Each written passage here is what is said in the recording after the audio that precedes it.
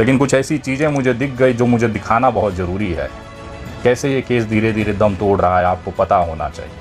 कैसे उन लोगों का सपना टूट रहा है जो शाहरुख को फांसी पर लटका के बस रस्सी खींचने ही वाले हैं। कि अंकिता शाहरुख को जानती नहीं, 10 दिन पहले से वो उसे परेशान कर रहा था, लेकिन कॉल रिकॉर्डिंग के हिसाब से 20-20 मिनट अंकिता ने शाहरुख से बात किया है। एक दिन में 11 बार शाहरुख को फ़ोन लगाकर अंकिता ने खुद फ़ोन लगा के बात किया है। नमस्कार दोस्तों, मैं विनय दुबे मुंबई से। शाहरुख को फांसी पर चढ़ता तड़पता बिलबिलाता देखने की तमन्ना सैकड़ों लोग आज भी दिल में अरमान लिए बैठे हैं। उनके हाथ कौवा रहे हैं कि कब शाहरुख हमारे हाथ लग जाए और हम वैसा ही पेट्रोल डालकर उसको छिटक के आग लगा दे जैसे अंकिता को उसने लगाकर जलाकर मार डाला। ये सपना लिए बहुत सारे सैकड़ों लोग आज भी सोशल मीडिया पर इस उम्मीद से नज़र लगा के देखते हैं कि काश कौनो ऐसा खबर आ जाए जिसमें हम ये सुन लें कि शाहरुख को अब कोई साला बचा नहीं पाएगा। तो लगते हैं तुरंत ही मिठाई बनाने और दूसरों को मुंह मीठा कराने, लेकिन वो भूल जाते हैं कि ये देश जो है संवैधानिक तरीके से चलता है, अदालत न्यायपालिकाओं के हिसाब से चलता है। जहां पर भावनाओं की कोई कदर नहीं होती वहां चलता है गवाह, सबूत और बयान। और ये तीनों ही मामले में ये केस अपना दम तोड़ता हुआ दिखाई दे रहा है। केवल इसलिए कि शाहरुख एक मुसलमान है, उसको फंसाकर इस तरह के केस में बलि देकर हम अपनी वाहवाही लूट लेंगे। एक जन समुदाय सड़कों पर उतरेगा और जय घोष के नारे लगाएगा।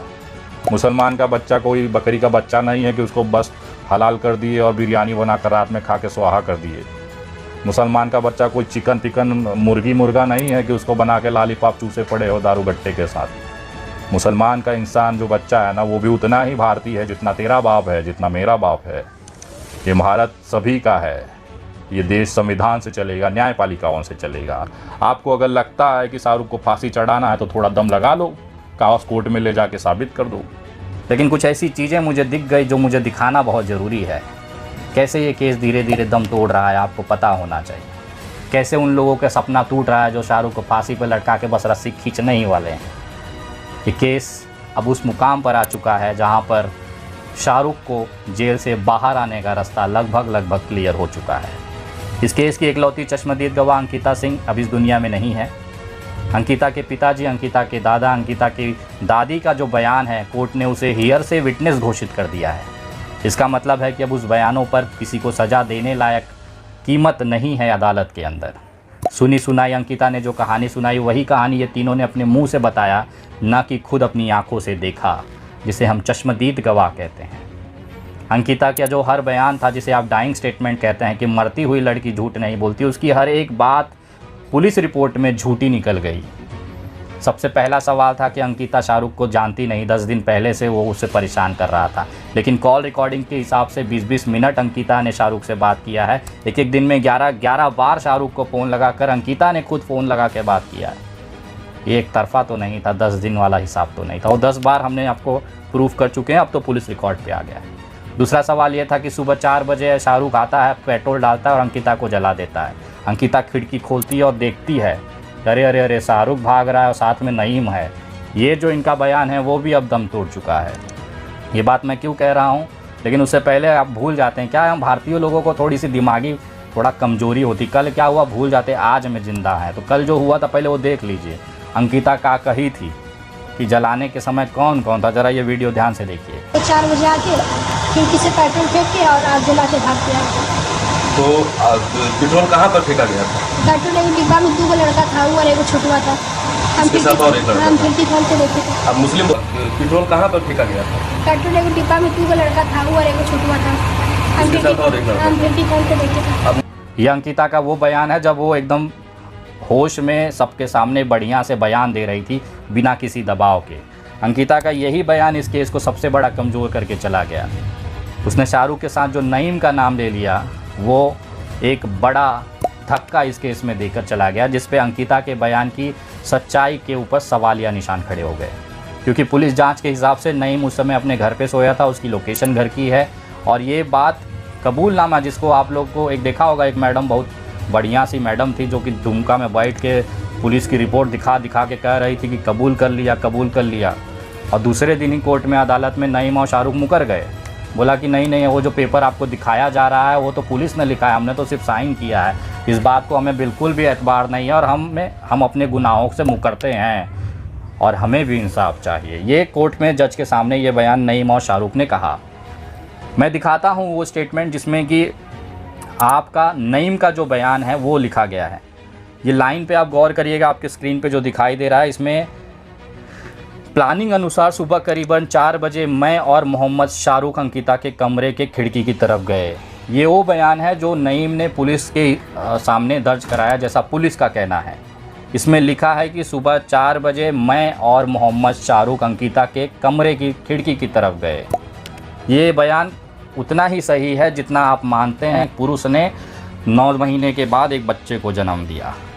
ये उतना ही सही है, क्योंकि पुलिस इस रिपोर्ट में कहती है, नईम ये कहता है कि मैं और शाहरुख सुबह 4 बजे हम लोग गए, लेकिन दूसरा ही इसके बाद एक स्टेटमेंट पुलिस का रिकॉर्ड होता है उसी पुलिस के जांच के अनुसार, जिसमें नईम ये कहता है कि मैं जलाने में मैं शामिल नहीं था, लेकिन घटना की प्लानिंग तथा जलाने के लिए गया पेट्रोल आदि में मैं शामिल था।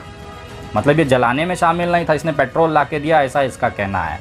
तो अंकिता ने नईम को कैसे देखा, और ये बात की पुष्टि अगले शाहरुख के बयान में भी होती है। आपके स्क्रीन पे दिखाई दे रहा है, इसमें एक उत्तर शाहरुख ने दिया है कि सुबह करीबन 4 बजे के आसपास मैंने मोहम्मद नईम उर्फ छोटू को फ़ोन किया, लेकिन छोटू का फ़ोन नहीं लगा, उससे बात नहीं हो पाई। मैं अंकिता को मारने के लिए एकदम बेचैन था। इस पर मैं अकेले ही पेट्रोल वाला और बोतल और माचिस लेकर अपने मामा फिरोज के छत से चुपचाप बांस की सीढ़ी से नीचे उतरा तथा मोहम्मद अफ्तार मोहम्मद नईम के घर के सामने के गली होते हुए अंकिता के घर के समीप सड़क पर निकला। ये वो स्टेटमेंट है जिसमें तीसरी लाइन में लिखा हुआ है कि मैं अकेले ही पेट्रोल वाला बोतल लेके चल दिया। वहाँ पर ये बहुत स्पष्ट है कि नईम नहीं था। ये बयान है, ये सही है गलत है ये बाद में तय होगा, लेकिन ये बयान है। एक दूसरा भी बयान है जिसमें इसमें मेंशन किया गया है कि रात में करीब 11 बजे मैंने छोटू को फ़ोन कर योजना अनुसार घटना कारित करने के लिए साथ चलने के लिए बोला, तो वो बोला कि अभी ठीक नहीं रहेगा, सुबह भोर में चलते हैं, हम या तुम कॉल कर लेंगे। सुबह 4 बजे के आसपास छोटू को फ़ोन किए तो उसका फ़ोन नहीं लगा। मैं गुस्से के कारण रात भर सो नहीं पाया था तथा सुबह करीबन 4 बजे मैं अकेले ही पेट्रोल वाला बोतल और माचिस लेकर चुपचाप अंकिता की तरफ चला गया। मैं अकेले ही। शाहरुख ने कई दफ़ा ये बयान जो कि पुलिस ने लिखा है बयान में, ऐसा शाहरुख ने कबूल किया है कि मैं अकेले ही। तो अंकिता ने वो दूसरे लड़के को किसको देखा जिसका नाम नईम था। या तो शाहरुख अपना बयान झूठ बोल रहा है, या तो नईम अपना बयान झूठ बोल रहा है, या तो अंकिता अपना बयान झूठा देकर गई है। अभी तक तो फ़िलहाल यही लग रहा है कि जिस मोबाइल लोकेशन या सर्विलांस की डिटेल जो सामने आई है रिपोर्ट के अनुसार, केस डायरी में दर्ज रिपोर्ट के अनुसार, कि शाहरुख और जो नईम है इनकी दोनों की लोकेशन उनके घरों की है अभी भी। और ये जो जितने भी बयान पुलिस ने दिए थे वो सब पर शाहरुख और नईम अदालत के सामने, जज साहब के सामने मुकर चुके हैं। ये सिर्फ मैं आपको दिखा रहा हूँ कि असलियत में कितनी बढ़िया मसालेदार कहानी देश के सामने पेश की है, लेकिन वो 10 मिनट भी कोर्ट में चल नहीं पाया। अभी सबसे बड़ा सवाल, आपने देखा होगा कोई मुजरिम अपना जुर्म कबूल करता है और बोलता है कि मैं एकदम सच सच बता रहा हूँ, लेकिन अंकिता हत्याकांड में आप देखिए आपके स्क्रीन पे एक प्रश्न उत्तर की पहेली लिखी हुई है। इसमें लिखा है प्रश्न में कि पूर्व के सुरक्षित बयान में आपने अंकिता को किसी और के साथ घूमते हुए देखने की बात बताई, इसमें क्या सच्चाई है। इसके बाद शाहरुख रिप्लाई करता है उत्तर में कि पूर्व में मैंने झूठ बोला था। मतलब ये लिखित तौर पे पुलिस ने जमा कराया है कि उसका जो पहले के बयान था वो झूठा है, ये सच्चा वाला बयान शाहरुख दे रहा है। जो स्वीकारोक्ति जो बयान है, जो कन्फर्मेशन जो उन्होंने कन्फर्म किया है, जुर्म कबूल किया वाला बयान था, वो झूठा था। शाहरुख ऐसा लिख कर अपने स्टेटमेंट में, ऐसा पुलिस ने कोर्ट के सामने हाजिर किया है। ये पहली बार हो रहा है किसी केस के इतिहास में कि आरोपी ये कह रहा है कि नहीं हम पहले झूठ बोले थे, अब सही बोल रहे हैं। क्या गारंटी है कि अब सही बोल रहे हो।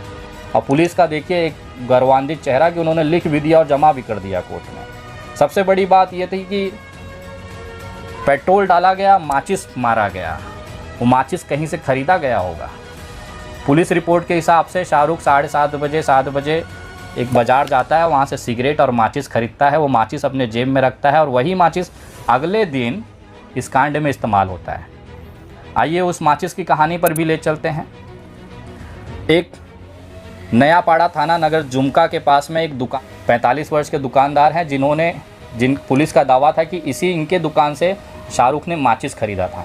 आइए ज़रा उनका बयान मैं आपको दिखाता हूँ। आपके स्क्रीन पे ये जो दिख रहा है, इसमें ये गवाह बने हैं। साक्षीदार बने हैं। उसमें लिखा है 218वें पॉइंट पे, दिनांक 22/8/2022 को रात करीबन 8 बजे के आसपास किन किन व्यक्ति को हमने सिगरेट माचिस बेचा था मुझे याद नहीं है, क्योंकि प्रतिदिन बहुत ग्राहक लोग आते हैं। उन्होंने आगे बताया कि हम AIM कंपनी का माचिस जो पीला काभर का है तथा कई तरह का सिगरेट जैसे फ्लैग, गोल्ड फ्लैग, क्लासिक आदि को बेचते हैं। इनका ये कहना है कि मैंने 8 बजे रात 22 अगस्त को, जिस दिन शाहरुख ने माचिस ख़रीदा था, उस दिन किस किस को मैंने क्या बेचा था मुझे याद नहीं है। ये वो दुकानदार का स्टेटमेंट है जिसमें पुलिस ने दावा किया था कि माचिस जो है वो मैंने माचिस लिया था। और जिस AIM कंपनी का माचिस का ये बात कर रहे हैं, मैंने दुमका के सैकड़ों दुकानों में देखा है कि AIM कंपनी का जो माचिस है सैकड़ों दुकानों में मिल रहा है। तो कोई भी जाके कोई भी कहीं से भी माचिस खरीद सकता है। ये सारे जो बयान आप देख रहे हैं, ये सारी जो काल्पनिक कहानियाँ आप देख रहे हैं, ये कहीं ना कहीं दिखाता है कि कितनी बड़ी लीपापोती इस कांड में किया गया है। केवल एक हिंदू मुसलमान करके एक बड़ी राजनीतिक पार्टी को राजनीतिक तौर पर फ़ायदा दिलाने के लिए अंकिता के शव को जलती हुई चिता के ऊपर कैसी रोटियां सेकी गई, ये देश अब देख रहा है। जब पूरा देश अंकिता के लिए आंसू बहा रहा था, तब भारतीय जनता पार्टी और उससे संबंधित संगठन किस तरह से एक हिंदू मुसलमान का नंगा नाच वहाँ पर कर रहे थे, ये पूरे देश ने देखा। अगर आप भूल चुके हैं तो एक छोटा सा वीडियो मैं दिखाना चाहता हूँ। उनका देखिए, एक ऐसा नारा जिसकी कोई ज़रूरत दुमका में नहीं नज़र आ रही थी, लेकिन फिर भी केवल हिंदू मुसलमान कर उसे अपनी राजनीतिक वोट बैंक तैयार करने के लिए किस तरह से इस्तेमाल किया, ये वीडियो में आप समझ सकते हैं।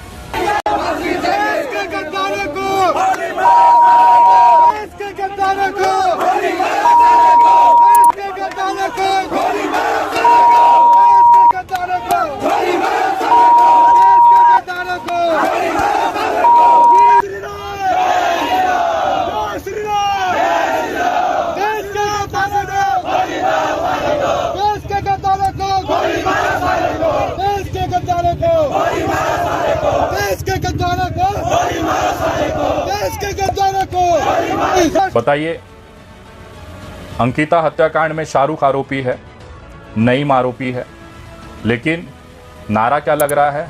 देश के गद्दारों को मारो सालों को, ये नारा लग रहा है। इस नारे की इस जगह पर क्या जरूरत है? आपके अनुसार गद्दार कौन है? कौन है गद्दार? यहां पर आपको अंकिता को इंसाफ के लिए आवाज उठानी चाहिए थी, लेकिन आप आ गई हिंदू मुसलमान करके। झारखंड की जो जमीनी एकता है आपस में, यहाँ पर आदिवासी परिवार, मुस्लिम परिवार, हिंदू परिवार सब मिलजुल के रहते हैं, उसके अंदर आपने जहर और नफरत बोने का काम किया। इसके ऊपर तो एक और FIR हो सकती है कि आपने वहाँ की आबो हवा को ख़राब करने के लिए, दो समुदाय को लड़ाने के लिए नारे लगाए, घोषणा की। मेरे हिसाब से 153A 295 का मामला बनता है। आगे इसका हिसाब करेंगे, लेकिन अभी इस समय जो सबसे बड़ा मुद्दा है कि अगर शाहरुख और नईम ने अंकिता का मर्डर नहीं किया, जिस तरह से बयान मुकर रहे हैं, पलट जा रहा है, काल्पनिक कहानियां मुंह के बल गिर रही हैं, तो अंकिता को मारा किसने?